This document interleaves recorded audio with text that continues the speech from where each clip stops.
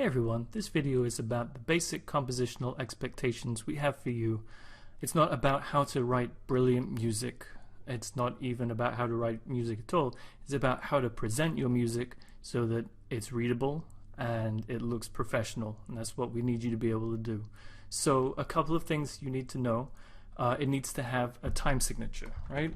So there is plenty of fantastic music out there that does not have a time signature, mostly from the 20th century, and that's fine, but for this particular class and this kind of music that we're going to be writing, you really need to have a time signature.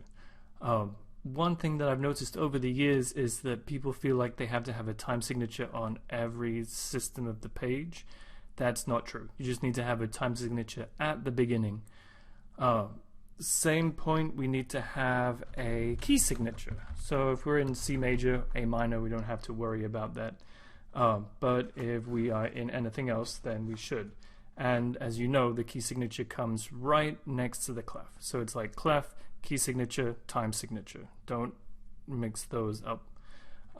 We do have to have a nicely drawn clef as well. Try practicing treble clefs, bass clefs, and to a lesser degree alto and tenor clefs.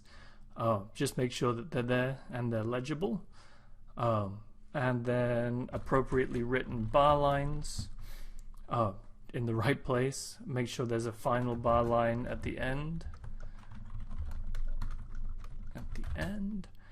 just so we know that the piece is over. Let's see, some other things. Make sure that your rhythm is beamed correctly. You know, we went over this in fundamentals, so you should know how to beam the rhythm. Just make sure that it looks good, it looks nice. Make sure that the stems go the right way. This is a silly one, right? So since we're writing SATB, the soprano stems should go up. So sop up, alto down, tenor up, and bass down. Okay, so those are the big things. Once we get into more composition type exercises, you need to make sure you have a tempo and dynamics. Again, there are great pieces of music that don't have tempo, tempi, and dynamics, but for our purposes, we're going to put them in. We're not going to let anything be indeterminate. We're just going to make sure everybody knows exactly what you're thinking. So that's basically it. Make it look like the sheet music that you read on your instrument, and you will be in great shape. Time signature, key signature, clef, bar lines, proper rhythm beaming. Make sure your stems are going the right way.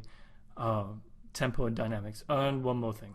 Make sure that your beats line up, right? So don't have a soprano that's like a little to the left of the altos, a little bit to the right, and you know, it all goes down in a diagonal line. Just make sure everything is vertically very nicely lined up. It's going to help you figure out if there are voice leading errors. It's going to not drive me crazy, and everything is going to be okay. I keep saying that. Okay, so that's it.